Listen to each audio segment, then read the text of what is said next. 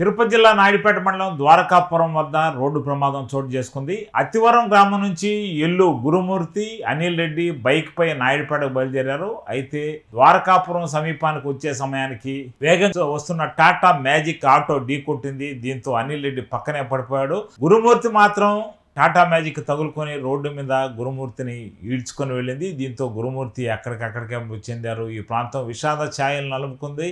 ఇది ప్రమాదమా లేక కావాలని చేసింది అనే అనుమానాలు పోలీసులకు రేకెత్తిస్తున్నాయి. అయితే సంఘటనా స్థలానికి నాయుడుపేట సిఐ బాబీ చేరుకొని పరిస్థితి సమీక్షించారు. కేసును దర్యాప్తు చేస్తున్నారు. పోస్టుమార్టం నిమిత్తం మృతదేహాన్ని ఆసుపత్రికి తరలించారు.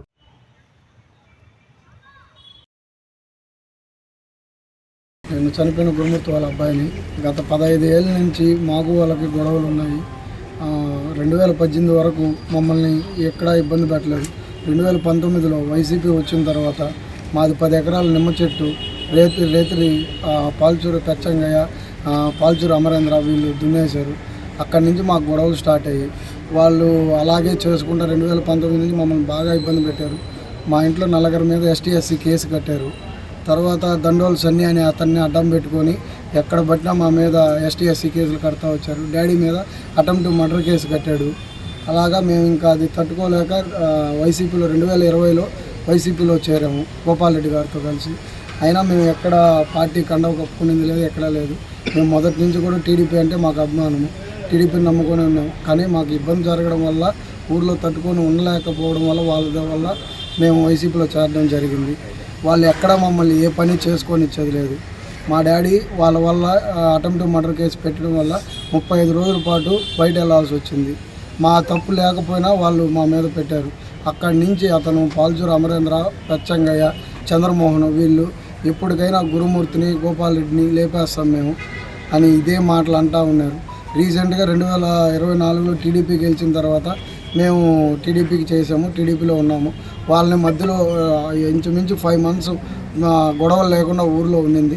తర్వాత వాళ్ళు పార్టీలో చేరారు. అమరేంద్ర పార్టీలో చేరినప్పటి నుంచి మా డాడీని, నన్ను ఇబ్బంది పెడుతూనే వచ్చారు.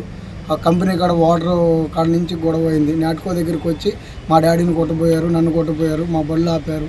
అక్కడ స్టార్ట్ అయిన గొడవ అది అలానే కొనసాగుతూ ఊర్లో గొడవ అయినప్పుడు రీసెంట్గా ఒక 18 days బ్యాక్ ఊర్లో వాటర్ కాడ గొడవ అయింది. అక్కడ గొడవ అయినప్పుడు పాల్చూరు అమరేంద్ర, పెచ్చంగయ్య, పాల్చూరు కిష్టయ్య ఇప్పటికైనా గురుమూర్తి కొడుకుని లేపేస్తాం మేము అని అన్నారు. అది జరిగిన 18 daysకి ఇలా జరిగింది. దీనికి కారణం అయితే మా పాల్చూరు అమరేంద్ర, చెంగయ్య, పాల్చూరు కిష్టయ్య, పాకనాటి శ్రీనివాసులు, పాకనాటి కోటేశ్వరరావు, పాకనాటి లోకేష్, మళ్ళీ అనిలు, మళ్ళీ శరత్తు, మెయిన్ మళ్ళీ అనిల్ అనే అతను మా దగ్గర అన్నీ చేయించుకొని వాళ్ళ దగ్గరికి వెళ్ళి మా డాడీ మీద బ్యాడ్గా పోర్ట్రేట్ చేశారు. యూట్యూబ్ ఛానల్కి ఇచ్చారు వాళ్ళు మా డాడీ మీద. ఇవన్నీ చేసి ఆ రోజు గొడవ రోజు అమరేంద్ర అనే అతను ఎప్పటికైనా మేము ఖచ్చితంగా గురుమూర్తి కొడుకుని లేపేస్తామని అన్నారు. మళ్ళీ శ్రీనివాసులు, మళ్ళీ బాబు. ఇప్పుడు ఇలా జరిగింది. దీనికైతే కారణం వాళ్ళే. రాత్రి నేను 9:30కి వెళ్ళాను అక్కడికి. నేను వెళ్ళేటప్పటికి వ్యాన్ ఆగుంది. వ్యాన్ ఆగుండేసరికి ఏమైందని చూసాము. అంటే అప్పటికి నాకు తెలియదు మా డాడీ ఉన్నాడని.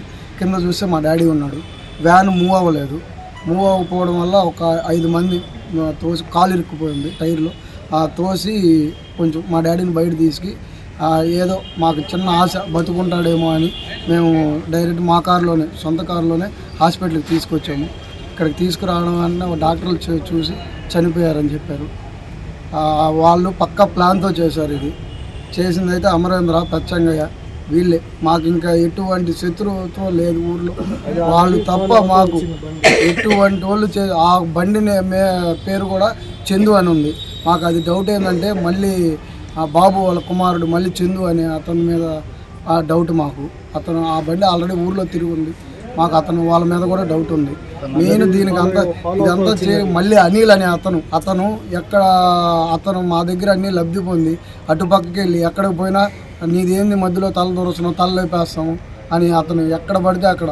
రీసెంట్గా మా ఇంజనీర్ మీద కూడా కారు అద్దం పగలగొట్టి అతన్ని రాయలతో కొట్టబోయారు.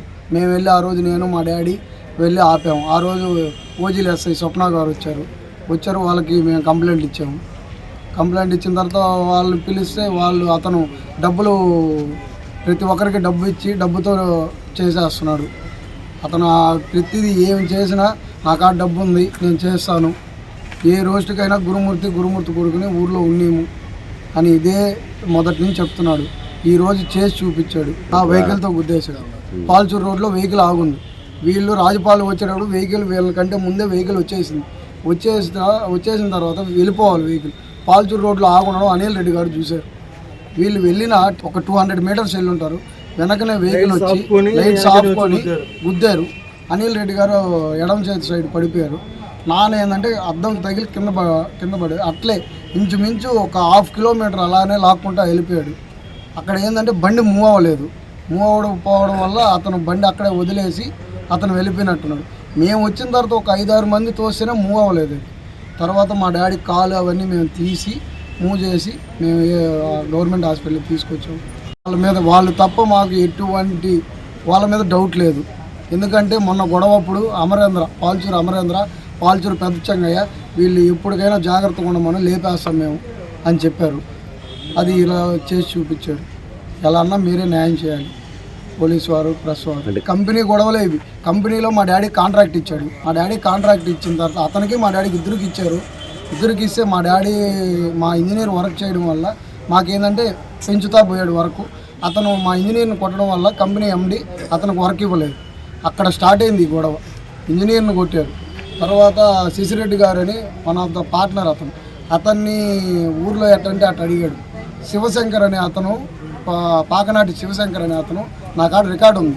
ఇంతకు ముందే పాకనాటి లోకేష్ వీళ్ళకి కాల్ చేసి ఏ రోజుకైనా గురుమూర్తిని కొట్టాలి మనం అని చెప్పున్నాడు. అతను నా దగ్గర రికార్డు ఉంది, నేను చూపిస్తాను కావాలంటే.